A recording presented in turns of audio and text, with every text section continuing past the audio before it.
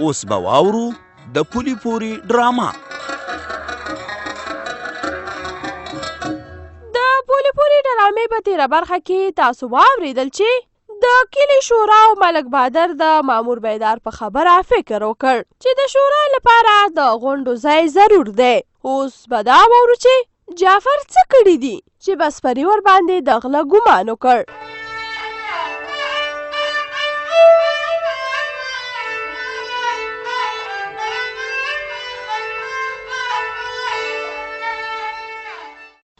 ماړه نو دیال نم څه غوښته سړیه، هم په کور کې پټه خوله ګرځه هم د باندې، دا نو څه شو؟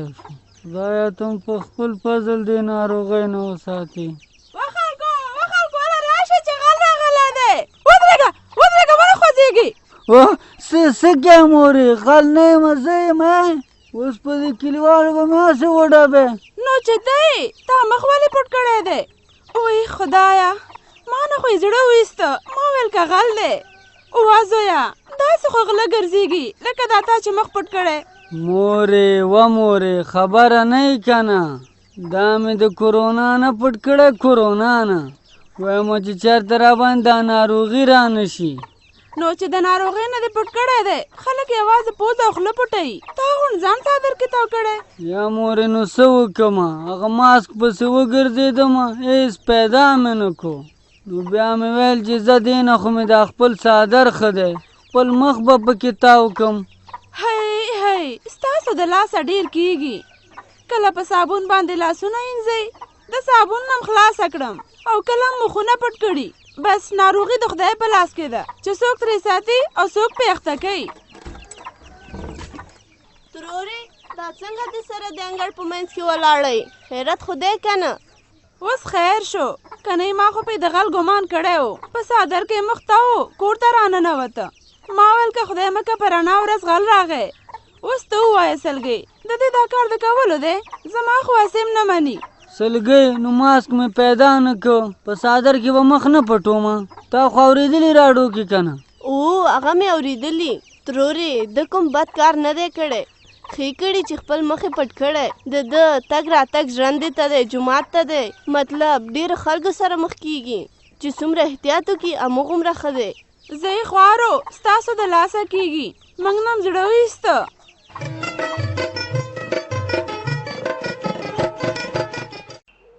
ښه، تاسې دې ځای ته ښه فکر وکئ. دا ځای به مناسب وي. یو خو دا چې د سربند ځمکې سره نږدې دی، او بل د خلکو د ګڼه ګوڼې څخه لرې دی.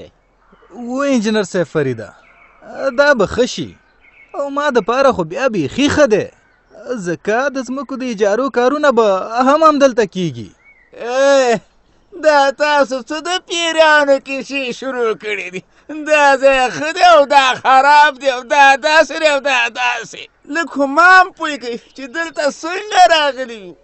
مطلب شاه د دې لپاره راغلي یو چې یو ځای وټاکو، تر څو شورا پکې خپل دفتر جوړ کړي، غونډې او ناستې پکې وکړي، او هغه وخت به د شورا د اپوزیسیون ځای هم معلومي.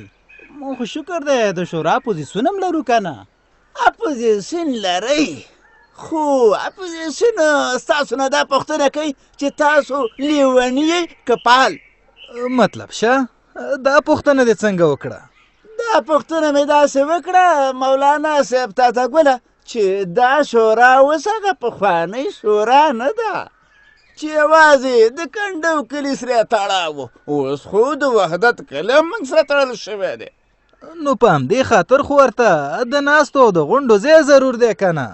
ضرور دی، خو ټوله قرباني موږ ځان ته نشو ورکولی. ولې د کنډو کلي خلک د قربانۍ ګډان دي څه؟ دا ځمکه یوازې زموږ ده، زموږ، او د وحدت کلي خلک هېڅ حق نه لري چې د دې ځمکې نه ګټه واخلي. و مطلب شه، دا ته څه وې؟ اوس د وحدت کلي خبره نه ده، یوازې د شورا خبره ده. شورا بس چې هر څه دي، زه یې در سره د شورا د اپوزیسیون په حیث باندې نه منم. په دې خبره باندې باید اوس غټه تیږه کېښودل شي.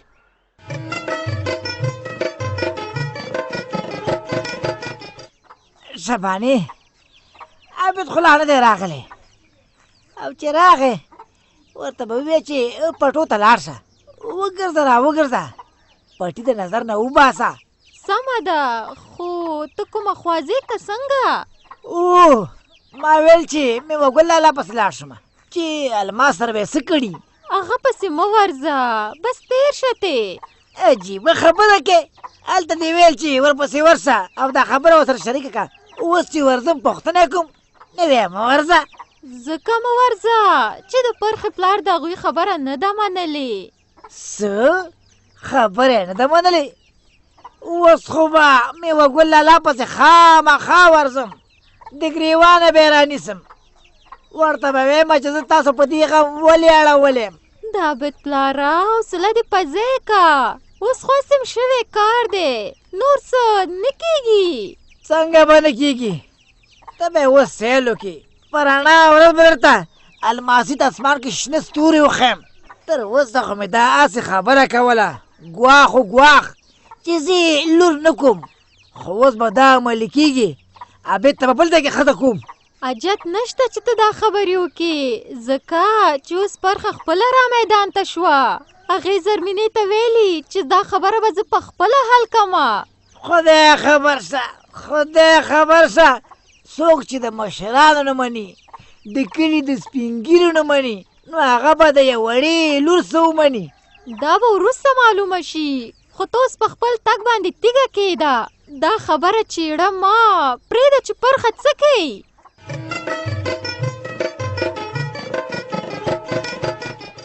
سنګینې و سنګینې، سوی دلته نه غري سره یمه. ته راشه، زمونږ کور ته کوم مېلمه راغلی دی. ویمه کوې ګورې وبه یم نه پېژنې، خو ورباندې به خوشحاله شي.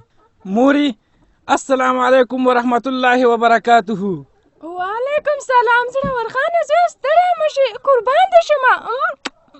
د ګیرې بلا دې واخلمه، څنګه ښایسته ګیره دې پرېښې ده. ژوندی اوسې موري، الله رب العزت دې راته ژوندی لره، بس ګیره سنت وه پرې مې ښوده. ډېر دې ښه وکړه زویه، خدای دې وکړي چې نورم بدل شوی. انشاءالله پلاره ډېر تغییر راکې راغلی دی. الله رب العزت دې موږ ټولو ته بخښنه وکړي. ګناه د سړي زړه توری او بد اخلاقي خو څه کې انسان د انسانیت نه وباسي. رحم وکړې خدایه. زړه ورخانه زوی څنګه داسې ټوکېږي ها؟ موري دا څو ورځې کېږي مرۍ مې خرابه ده. زویه چې مرۍ دې خرابه ده او ټوخېږي، نو د ټوخي په وخت کې خیر دی دا خوله پټوه.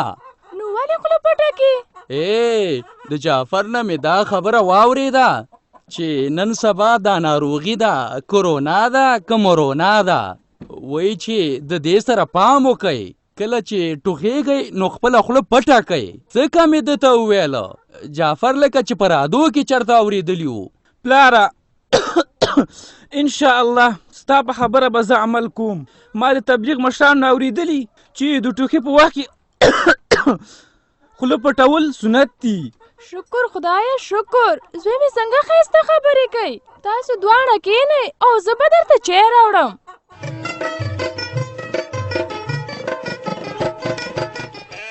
ډره راتاوسه، په دې وخو کې هم ته منډې را منډې وایې، که ډبره راواخلم دا مرکنډۍ باندې دې وولمه. ډره ورکه سې. دا خو مطلب شای ده که نه چې دا دلته چی کوي. وا مطلب شه، خدای دې خوار نه که، دلته چی کوي. سیاسي میرو سلام علیکم. وعلیکم سلام. ستړی مه سې. خیر یې لاس به راکوه، لاس به راکوه، بس سلام وشو. دا کرونا ده که څه شی دی؟ دې بلا مړې ناروغۍ سره لږ احتیاط پکار دی. ښه دې ویلې، ښه دې ویلې چې ته نه خفه کېږې مطلب شه، زه هم نه خفه کېږم. ډره راتاوسه که نه، مطلب شه دا راته ووایه که نه چې څنګه ګرځېدې را ګرځېدې، چې د نه ورک سوي خو به نه یي. نه څه شی را ورک شوي نه دي، هسې زړه مې تنګ شو. ما ویل راشه په دې شاړه ځمکه باندې لږ چکر ووهه. دا ستاسو د میږو بچو یو څه ننداره به وکړم، یوه شیبه پام به مې غلط شي. خو ته مطلب شه ډېر اوتر ګرځېدې ولې؟ او ما ولیدې چې 2-3 شپنو سره دې خبرې هم وکړلې. میرو خوله راپورې ده، نو خبرې به نه کوم چې خبرې مې وکړې نو ولې څه کوپر وشو؟ دا د تا سره هم لګیم خبرې کوم، دغه شان مې د هغوی سره هم خبرې وکړې او زما په ګرځېدو تا ته څه اندېښنه ده؟ خدای همکه غن نیم ډاکو نیم چې ستا نه به کومه میږه پټه کړم. خدای دې نه کړي، ما خو دا ګمان نه دی کړی. چې دا ګمان دې نه دی کړی نو بیا دا دومره ډېرې پوښتنې ولې کې؟ پوښتنې ځکه کومه چې ته خو د شورا اپوزیشن یې او نن سبا ډېر مصروف یې، نو بیا دا ګرځېدو را ګرځېدو ته څنګه وزګار سولې؟ میرو ما څه ژوند نه دی وقف کړی چې بس په اپوزیشن کې به ګرځم راګرځم او نور څه کار به مې نه وي. مړه ژوندی لرم، غم ښادي لرم، ژوندی انسان یم. وی ورشه ما سره په خبرو کې میږې دې لاړې.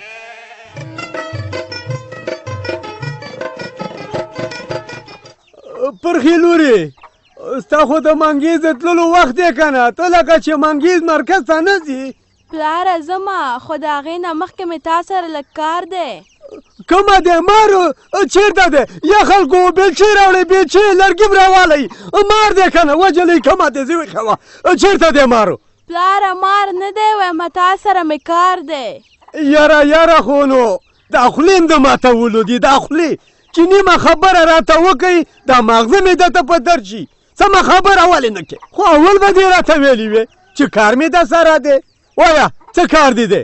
ما دا ویله چې پلاره ته د دې ولور نه ولې نه تېرېږې؟ ولې به یارېږم؟ چا نه یارېږم؟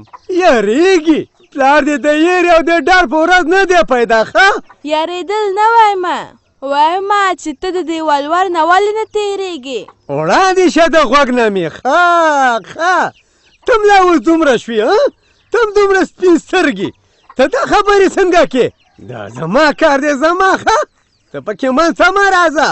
ولې به پکې منځ ته نه راځم؟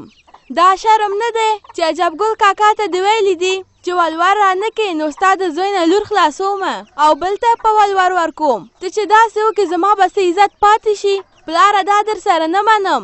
وړاندې شه څه مې درته ویلې؟ په غوږ کې راته خبرې مه کوه. ودې اورېدو کم عقله کېږه مه ښه ولور چې څومره ډېر واخلمه هماغومره به دې ډېر عزت وي.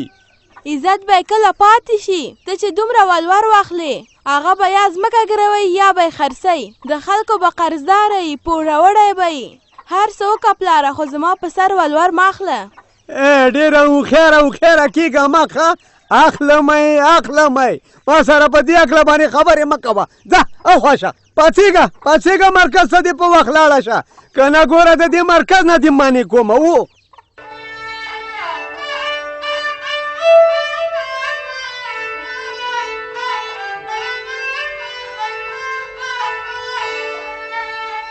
دا وه د پولې پورې ډرامه چې تاسې واورېده.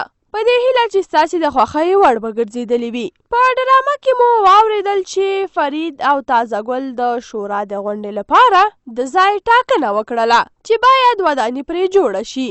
نو د شورا او غونډو لپاره مناسب ځایونه کوم کیدی شي؟ په دې هکله به تفصیلي راپور د پولې پورې په پروګرام کې واورئ. که غواړئ چې له موږ سره خپل نظر یا وړاندیز شریک کړئ په دې شمېرو را سره اړیکې ونیسئ: 0 10